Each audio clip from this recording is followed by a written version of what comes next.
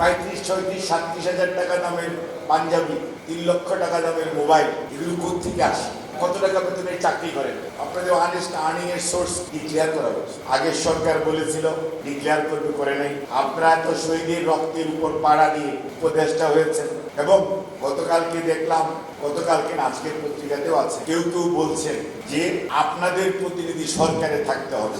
এই যে মানুষগুলো বসে আছে, তাদের প্রতিনিধির দরকার নাই। ঢাকা বিশ্ববিদ্যালয় বন্ধ হওয়ার পর আন্দোলন তো মোটামুটি শেষ করে দেওয়া হয়েছে। ঢাকার বাইরের কিছু পাবলিক বিশ্ববিদ্যালয়, ঢাকা শহরের প্রাইভেট বিশ্ববিদ্যালয়ের রাজনৈতিক নেতা কর্মীরা এই আন্দোলনকে সামনের দিকে নিয়ে গেছে। আজকে যিনি প্রধান নেতা, উনি আমার অধীন গণস্বাস্থ্য মেডিকেল কলেজে নগর হাসপাতালে ভর্তি ছিলেন।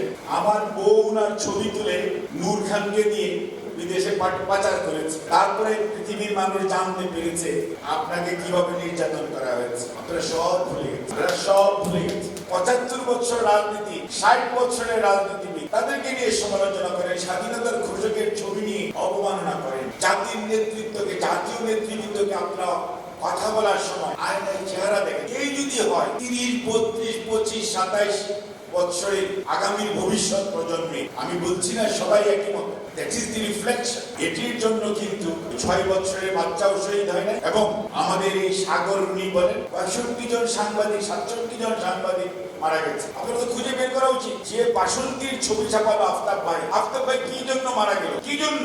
শেখ সেলিম তার বইয়ের মধ্যে লিখলো কোথায় আফতাব আহমেদ, ঠিক আছে না? তদন্ত হওয়া উচিত। সাগর রুনির 120 বছর, 120 বার বোধ হয়ে গেছে চার্জশিট আর 24 ঘন্টা, 48 ঘন্টা, 72 ঘন্টার মধ্যে আসে।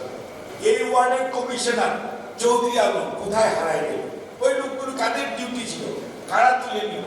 সেগুলো বের করার দায়িত্ব অন্তর্বর্তীকালীন সরকারের না। সিকদার ভাই যেমন বলেছে, এনাফ ইজ এনাফ। আদতে শাহাবুদ্দিন সাহেবের আমলে এখনো মানুষটার কথা আমরা মনে রাখি। কেন? ওই 3 মাসের মধ্যে নির্বাচন করা যায়, যে শান্তিপূর্ণ পরিবেশ, এরকম বিশৃঙ্খলা 90-ও ছিল স্বৈরাচারের পতনের পরে, কিন্তু দেশের মানুষ সবাই সহযোগিতা করেছিল নেতৃত্বের কারণে। What is going on now?